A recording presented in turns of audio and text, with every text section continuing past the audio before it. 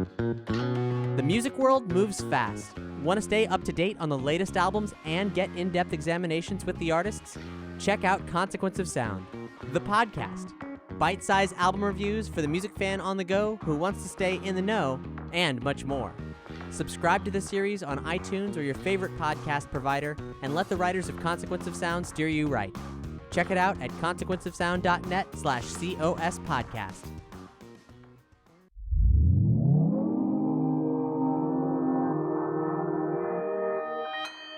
Consequence Podcast Network.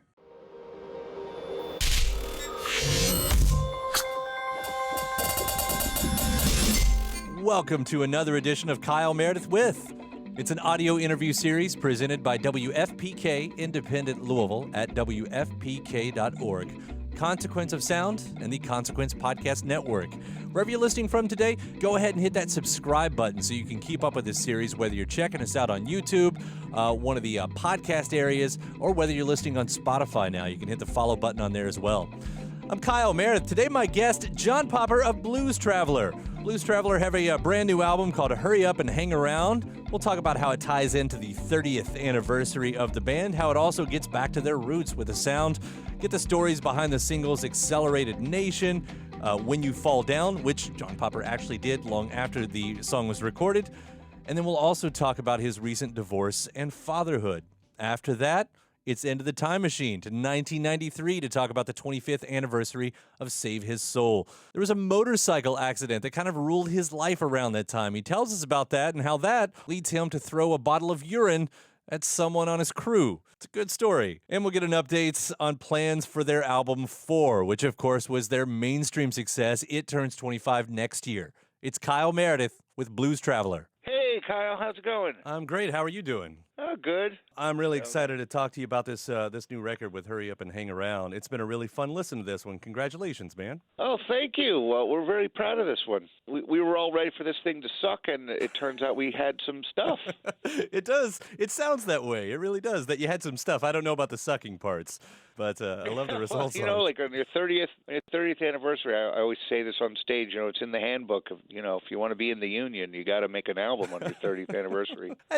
That was sort of where I was going to start, too. I mean, 30 years. I hear this record sort of starts with that in mind. I mean, how much of your past weighs on this? It's frighteningly creepy. Well, a lot. Like, I remember where all the 30 years went. It's just really weird to see what 30 years feels like. Like, it doesn't seem like that's what 30 years feels like. It always feels a little shorter than you think. But it's not like there's like holes in my memory. It's really weird. And we felt like we needed to make a record for our 30th anniversary, and so we sat down and it's time to make a record. And I think the record before this, which was Blow Up the Moon, was a collab record. So you're busy collaborating with other people. You don't get to do your stuff. You're sort of reacting to them and writing with them. And so you kind of save that song that you really wanted to just unharassed do yourself. And I think everybody sort of had at least parts of songs that we'd been saving our good stuff. And it really happened quickly. Like in 3 weeks, we'd really gotten the material together, and you can't do that unless you sort of have it waiting, or the parts anyway. Yeah. There's a story here about you guys pretty much like heading back into the garage, and I don't know if that's a literal garage or a proverbial garage, in the way you write this. There was a literal garage, though. Like, we rented a house in Nashville, and it was really a tumultuous year, because we'd been actually arguing over whether we should even do a record. There was a faction in the band who was like, oh, records are so out. We don't even need to do that anymore. And this was kind of the problem we had with our old management at the time, is they didn't seem to think an album was that important. And by the time, I was like kind of dumbfounded. I was sort of like, we have to make a record. Like an album. It can't just, like, what if we go all this way and the song does well and then we're out of songs because we just did one? It just didn't seem to make sense. And, eventually by the time everybody came around, it was already in our 30th year. So we were way behind, and we had to, like, hump it. So the first thing to do is get rid of that management. That was really that's what took the time up, is us deciding whether or not to get rid of these guys, and it wasn't a good fit. And we found another manager in a hurry, and he set us up in this amazing house. It was kind of like some sort of MTV reality show, and we were in there, and we were writing like fiends for, I guess it was the month of March. And this was in 2017. And in the midst of that time, that manager, who was brand new, got sick of us, I think me in particular. And so he quit. So now we are without management and doing this.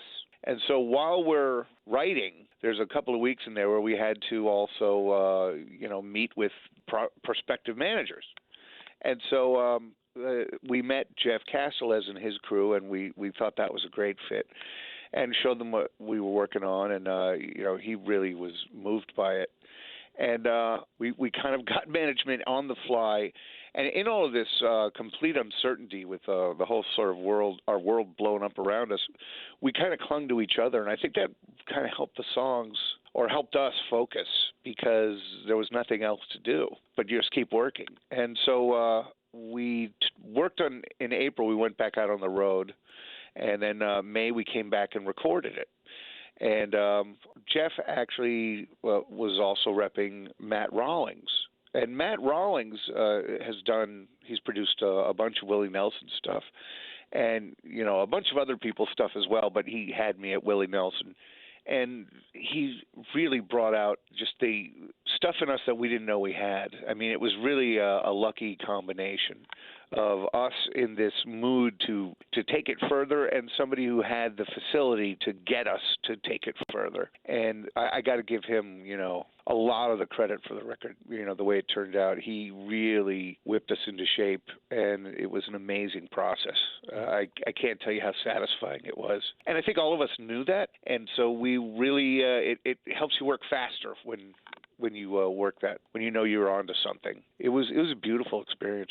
I mean, you can hear it in there. You can hear, the fun you guys are having, and knowing the story, you can hear about how, sort of things came back to do these songs in, I guess, a pure way. And I guess that's what I find interesting about it. 30 years in, and you guys are here and now. You find a way to make it real again. A bunch of guys in a room just chiseling away and having a good time. It sort of makes you wonder, why people get away from that from time to time.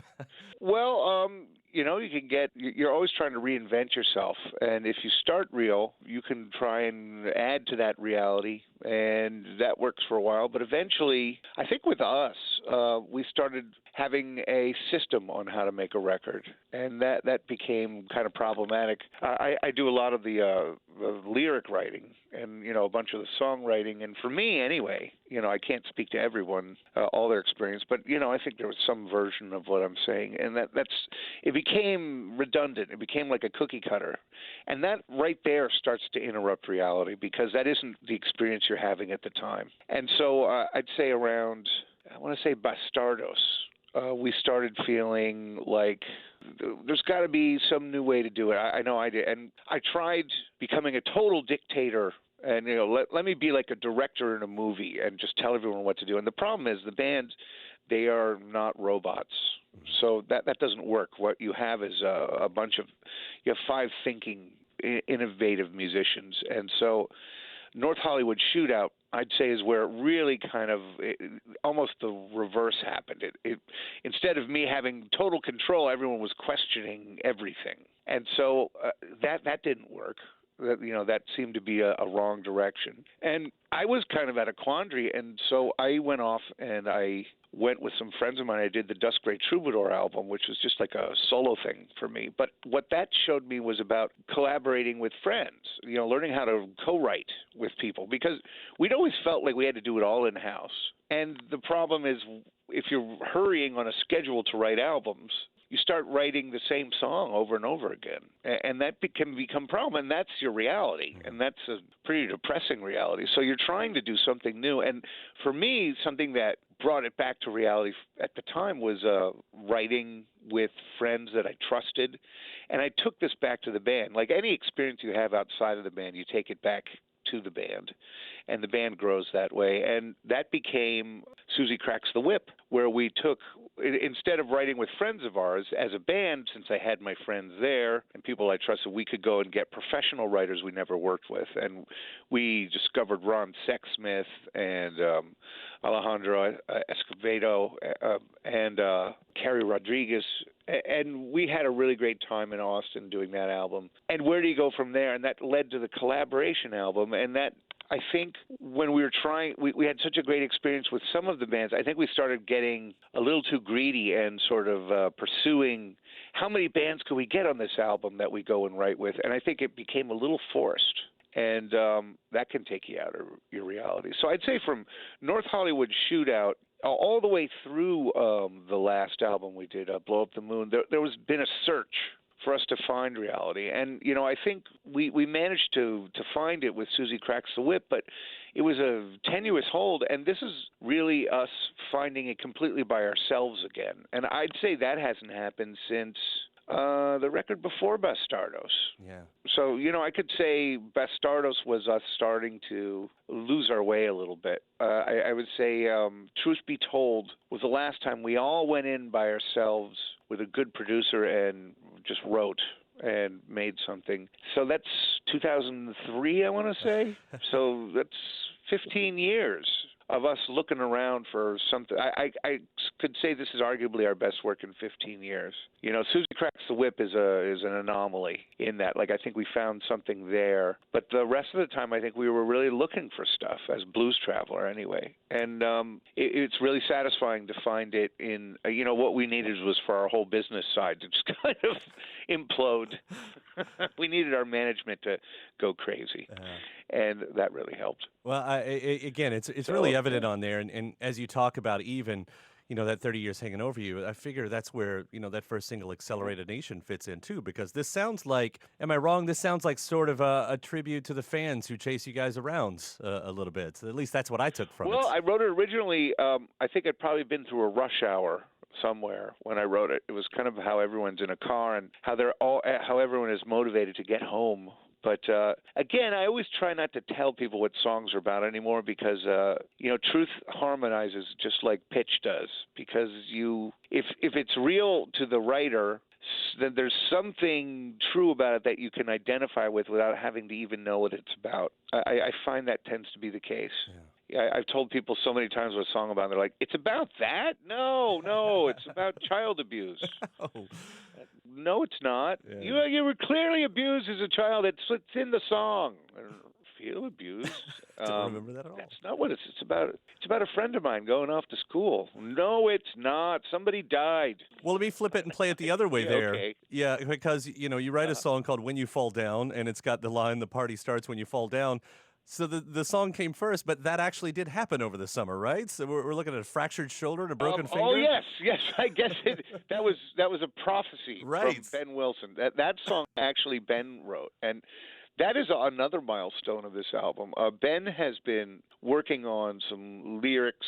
I think again in Susie Cracks the Whip, he came up with something. And Ben always writes. I write very symmetrical songs, and Ben tends to write unsymmetrical songs or asymmetrical songs, and he kind of likes that. You know, that's sort of a musical bent for him. But he went back to the woodshed and he wrote 2 songs on this album, you know, the words and music. And When You Fall Down but Miss Olympus, it was another one where he really just ponied up some great imagery. And, you know, I think When You Fall Down was already completely symmetrical and like a well-shaped song when he brought it to us. But Miss Olympus, that's where Matt Rawlings could hear, okay, that just needs a little shaping here and there to just be, you know, some sort of symmetry that a listener wants to hear in a song. But the leaps and bounds that he made on this album really, you know, we were proud to have it be a single. Usually when they talk about Ben's song being a single, I get scared, like, oh, God, I have to remember these lyrics. But it was a lot easier.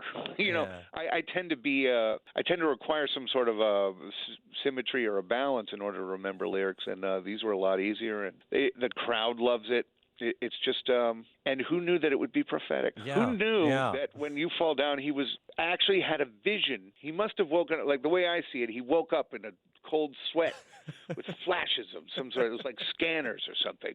And he could tell I was doomed. And let me tell you, this damn shoulder is just almost healed right about now. We finally got the word from the doctor that it's finally healing. I'd done an entire summer's worth of touring with a busted rib and a busted shoulder. Jeez, man. It has not been fun. Well, I'm glad to hear You know, that's, like, the getting really better. frustrating part was that I wasn't even drunk yet. I was running Well, if you had been, downstairs it would have the been day fine. before our show in Kansas City. I was gleefully running to a bar to go get drunk, and I hadn't even been there yet. Yeah. And I just have trouble seeing through these damn bifocals, and I took the stairs wrong. And yeah, when I was younger, that would just be a bruise, right? But now Right. it's broken Now bones. it changes. Horrible. I'll ask this next part respectfully, too, because in that same kind of maybe Sure. way that we're talking about this song, too, you take a song like Daddy Went a Giggin'. I'm only going to bring up that recently you announced online that you were getting a divorce and the family kind of splits Yeah, from there. yeah.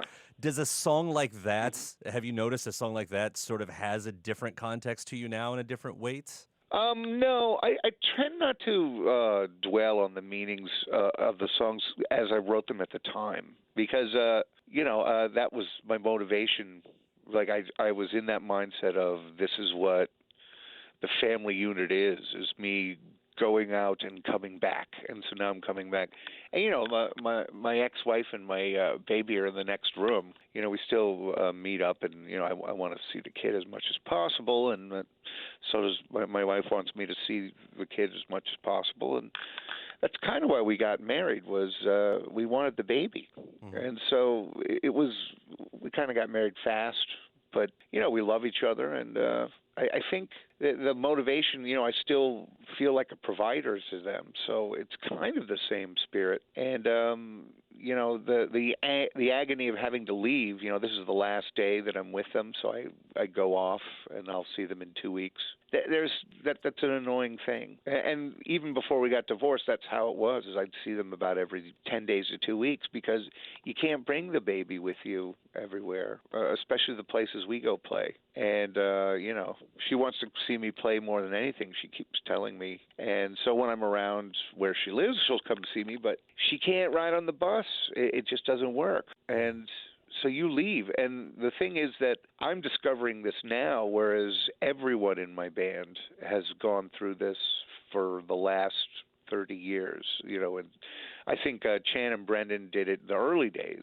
They were constantly saying goodbye to their wives and children. And Brendan, to his credit, has managed to stay married. And Chan didn't, but it was kept a very close home life, and it just becomes another routine. And so in that way, I still feel like I've got that family that I have to support. But yeah, I guess maybe the second verse, about the woman, I guess there's more than one woman out there now. But I think that, you still feel an obligation to take care of your family, and that's part of why you can work beyond your desire to work, is that there's a higher cause. And I've always felt that music was a higher cause anyway. I was always motivated, and I think before I had a family, I was alone most of my life. I looked at it more as world conquest. I had such a fire under my ass to express myself. And that in itself was I married the road or I married show business. That's kind of a corny answer, but I really did need to go out and express myself.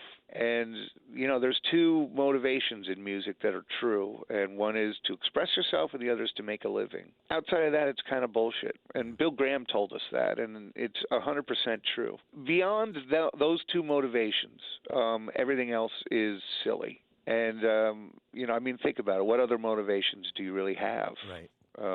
Other than, I guess, witness protection. It's a weird place to hide out in a band, but I guess you could do it.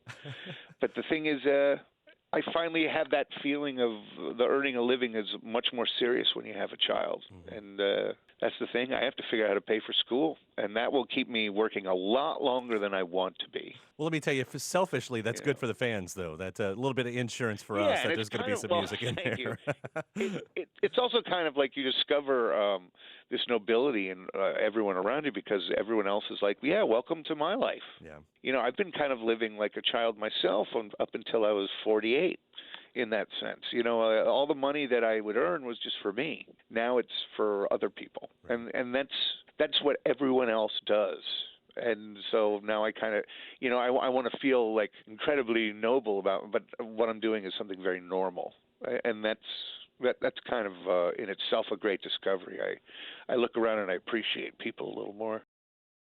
Well, I know we're running up against the clock here, and I definitely want to take that chance to jump back in Uh-huh. the time machine for a minute to the old Sure. year of 1993 and 25 years ago when Save His Soul came out. Ah, those were the days. Yes, gas cost $45 a gallon. Milk was $300 a gallon. Right. I never knew what things costed. But yeah, that was it like was the calm before it the was, storm, right? I mean, I feel like that record is sort of the one that well, gets lost I because think, four come after it. well, Save His Soul, the one on either side of four tend to be, those two are my favorites. Mm-hmm. You know, Save His Soul and Straight On Till Morning. And one was us without really, we had our sound men, you know, our front of house guy, Rich Vink, and our monitor engineer, Dave Swanson, were the producers on that album. And it allowed the record company, who'd been trying to figure out what to do with us. We occupied a very strange niche. We'd made our own niche up. And so they didn't quite know how to get us on the radio. But when they heard, it was definitely us stepping up our game as far as writing songs. And it gave them a chance to introduce us to the producers. You know, the engineers who would mix it were Mike Barbiero and Steve Thompson, and they became the producers. The record company wisely introduced them to us on this album, and that enabled them to see how we work and to relate to us in a more honest way. And it also enabled us to learn the vast knowledge that those two had as far as being producers. It was just, I think, some of my favorite work. Whoops is in there, Prophesy. And again, that was another example of the band going through a crisis, because that was when I crashed my motorcycle into a car and was wheelchair bound for the next 2 years. Yeah, I remember I was finally able to walk as we were starting in on the vocals of 4, and I could just sort of stand up. And we had to go tour then just to eat. You know, there was no help from the record label as far as, supporting ourselves. And we went out and we toured, and I couldn't get on a bus. I had to for some reason, we picked a windowless van. I don't know why, but we threw a mattress in the back. And after the show, me and my wheelchair were thrown into the van and carted off to the next gig like I was so much gear. And it was a brutal experience. We had, crew guys. My then monitor engineer, the next guy, he was, being my caregiver. And that poor bastard, I think I threw a bottle of urine at him. Oh, God. Because, he lost my room key, and the whole place is waiting for us, and I can't get out of my room because I'm in a wheelchair. And so we're late because he misplaced the room key. And yeah, it was a very frustrating time. It was a brutal existence. And finally the record company ponied up some money to help us survive, because I think they saw what was coming. But it was a brutal run. Existing in a wheelchair, and it led to diabetes and severe obesity, and ultimately the weight loss surgery. It was sort of the beginning of a major health decline. I was 25 years old, and being in a wheelchair for 2 years was just a little nudge I needed over the health cliff to just start to fall completely apart. But it was some of the best work we did, and some of the best times, like leading up to it. And once we got through that horror, and I was walking again and able to ride a bus, then suddenly 4 happened. And, it was one of those pinnacle moments where we changed as a band. partly by necessity and partly by destiny. Yeah. I feel like a 1930s movie writer. You have songs like, Partly Manhattan by Bridge destiny. and Defense Yeah. and Desire ends up being, I think one of the heaviest songs you guys had ever did. And I don't know if that was because that's where sort of Yeah. music was at the time, just this big heavy sound that kind of made it into that record. It's where we were. We were back then. We were playing, still playing the Nightingales bar, which is where we started as a band. That in New York, anyway. That was the first little shithole bar that would have us as a regular band, and we wound up packing the place. And we were like the Monday shift, and we had all these friends in college, so we would, and it became sort of that hippie thing was starting to happen, and they would show up, and there was a lot of weed at our shows. It was right as the Wetlands was getting going. This was like '93, and so the Wetlands was, I think that's '92 was starting to happen. So, but these were the songs that we were playing then, and we would jam for hours, and we were influenced by all sorts of things. We wanted to sound heavier, and you're right, Metallica was around then, and we were trying to get, not intentionally trying, it was just where our music was going, but we wanted those things to be, singles. Love and Greed was on there, too, and, it was really hard to get the label into that, but we did. I think we went to the alternative department at A&M to ask what we should do, and they said, no, you guys are doing it. So we were like too mainstream for the alternative thing that was happening in the early 90s, and we were too alternative for the mainstream, and we didn't really know where to be, and they didn't know where to put us. But they found that if we toured, we would sell 50,000 records on our own. And so it became a thing where we kind of had to make our own way. And then I broke my leg, and that's when, ultimately the label stepped in and sort of helped us out because we were really destitute at one point. And then I remember the following, I guess it was 2 years later, Al Cafaro from A&M Records grabs me and goes, "We will break you on this album." And the funnest part of all of that, looking back, was when 4 went gold.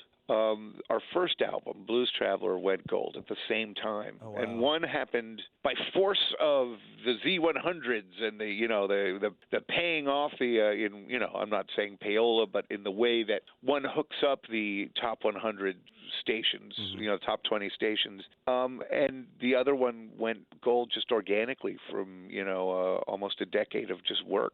And so suddenly we instantly had 2 gold records, and it was a really fun time. Yeah. And that's when the gold record season started. Then eventually Save a Soul went gold, and they all started going platinum. It was just a madcap time, and then we were just completely underdressed. If there's one thing I can say about the times when we were like white hot on the everywhere famous was I really should have dressed better. Yeah, well, I always say if I had Dave Matthews' ass back then, I would have really cleaned it up, That's funny. Try not to be majorly obese when you're super famous. Right. Just, just a little tip there for the kids. 4 does turn 25 next year. I mean, do you guys do the celebrations or anything like that? Is that on the cards? We've done them plans? at Red Rocks, but now, see, they're starting to lap each other. Right. Because it's the 25th, like 4 was in 94, and then I think... Oh, I guess it was once we did Travelers and Thieves was its 20th anniversary was I'm trying to remember. Yeah, I think it was Susie Cracks the Whip's 10th year. Mm-hmm. So like we're starting to the newer albums are starting to coincide with the older albums. But 4 is a special one, so maybe we'll do something special. Hopefully by next year people will be more interested in this album, but you can't knock 4. I mean, Runaround and Hook have been, I guess I want to say anthems, but really what I think of is they help pay for my house. Yeah. So, I will happily sing those songs till the day I die because it's a really good problem to have that you have to sing a song a lot because people like it. That's right. That's kind of it's very gratifying. We're happy about all of it. Yeah. Yeah. We're grateful for our whole careers. I love the new record too. Hurry Up and Hang Around. It really is. The fact that you guys are writing this quality of music this far into the career says a lot, and I really do congratulate you again on that. Well, thank you very much. We're looking forward to working the crap out of it. Yeah. Well, we'll be around to hear it. Cool. So when we're around, just come by and say hey. Absolutely. Yeah, definitely. So, Yeah. all right. But we're playing. Yeah, come to a show. We'll grab a drink. Sounds good. Well, thank you, John. Thank you so much for taking the time today, and have fun out there on the road. Don't break any more bones, and we'll see you around. I will try. Yeah, Kyle. I'm not going to move around too much. All right, man. They're packing me in styrofoam. Take care. Thanks, man. All right, bye. All right, you too. Bye. Hey, thanks to John Popper for that call right there. The new Blues Traveler record is called Hurry Up and Hang Around. If you haven't already, go ahead and subscribe to the series right now, wherever you're listening from, whether it's at YouTube, whether it's a podcast at iTunes, Podchaser, whether it's at Spotify, where you can follow along. After that, WFPK.org. That's where I do a show every Monday through Thursday from noon to 3 Eastern, where you can also find some bonus episodes of this series. I'm Kyle Meredith. I'll see you next time.